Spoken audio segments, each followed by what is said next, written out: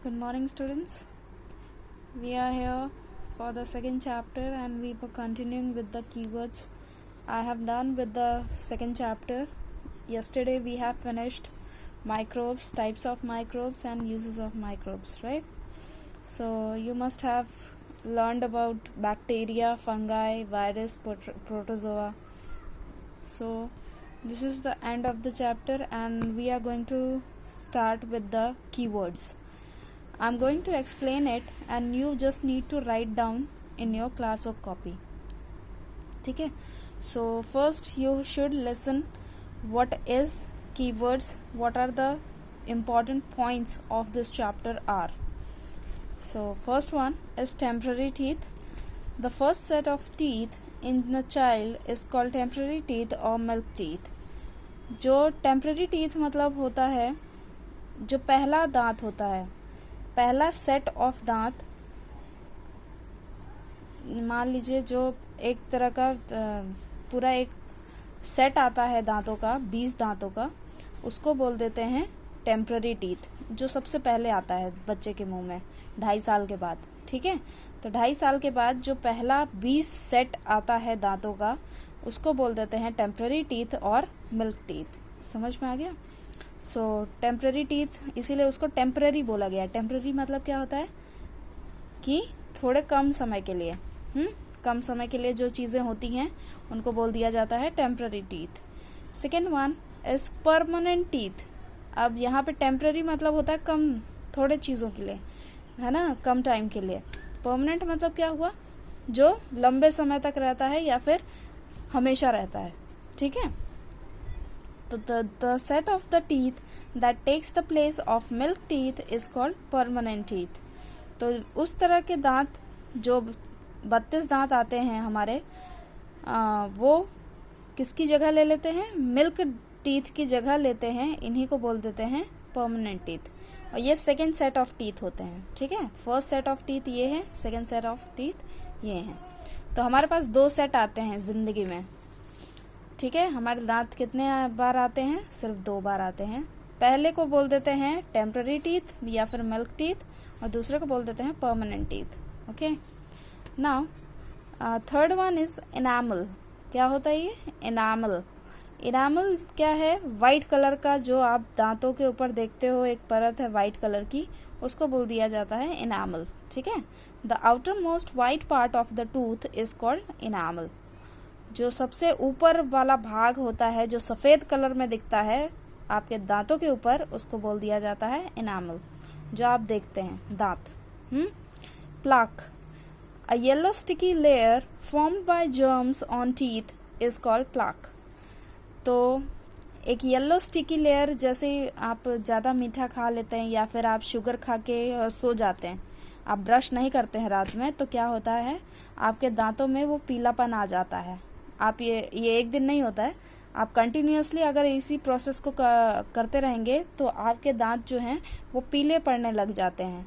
आप ठीक से ब्रश नहीं करते हैं तो भी येलो हो जाते हैं. आप अगर माउथ वॉश नहीं करते हैं खाना खाने से पहले या खाना खाने के बाद, तो भी आपके दांत में क्या हो जाता है, पीलापन छा जाता है.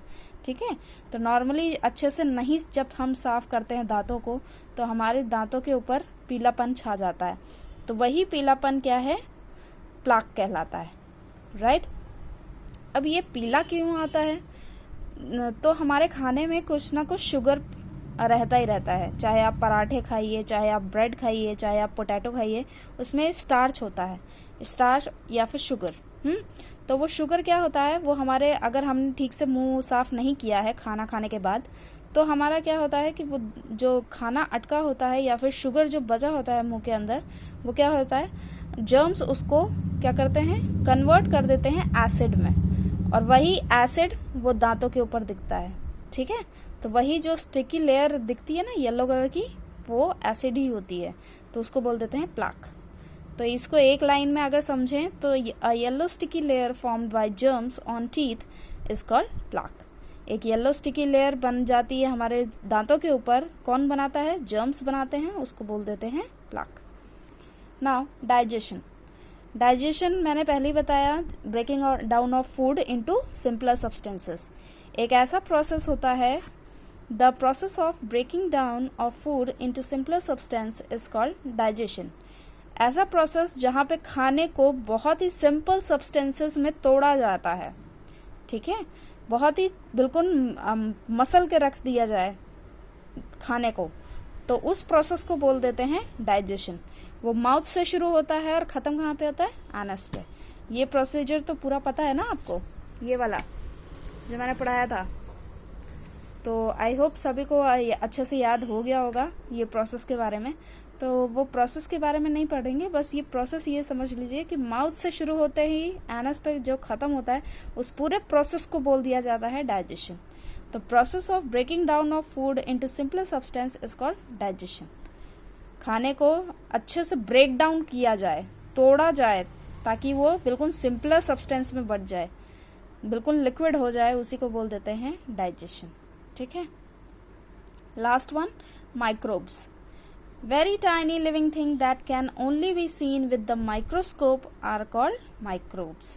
बहुत ही छोटे से जीव होते हैं ये, बहुत ही छोटे से ये जिंदा जर्म्स होते हैं जो क्या होते हैं, हमें खुली आंखों से नहीं दिखते हैं, ठीक है। ये हमें खुली आंखों से नहीं दिखते हैं, इनको देखने के लिए एक मशीन यूज़ की जाती है, that is known as microscope, और इसी को बोल देते हैं माइक्रोब्स बोल देते हैं, छोटे छोटे जो लिविंग थिंग्स हैं, ठीक है। जैसे ये बैक्टीरिया, फंगाई, वायरस, प्रोटोजोआ, इनके वजह से बहुत सारे डिसीजेस भी होते हैं जो मैंने कल आपको पढ़ाए थे, typhoid, tuberculosis, ringworm, athlete's foot, polio, common cold, malaria, dysentery, okay. So ये आपका आज का कीवर्ड है। कीवर्ड ऑलमोस्ट कितने हैं आपके? 6 हैं, 1 2 3 4 5 6, ओके। तो 6 कीवर्ड्स आपको अपनी कॉपी में अभी नहीं लिखना है, अभी कुछ मत करिएगा कॉपी में, अभी सिर्फ समझने का काम करिए। बाकी जब मैं समरी समझा दूंगी कल, तो फिर हम लिखने वाला काम स्टार्ट करेंगे, ठीक है। तो अभी आप कुछ नहीं लिखेंगे, अभी सिर्फ समझिए। अभी मैं व्हाट्सएप में भी आपको ये पूरा कंटेंट दे रही हूँ ताकि आपको याद करने में आसानी हो जाए। Is that clear? तो अभी कुछ भी लिखना नहीं है, आप तब तक नहीं लिखेंगे जब तक मैं नहीं कुछ कहती लिखने के लिए। Is that clear? सो कल हम पढ़ेंगे इसकी समरी, राइट? ये है summary.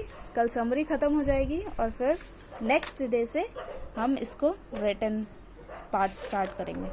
Is that clear? Thank you so much.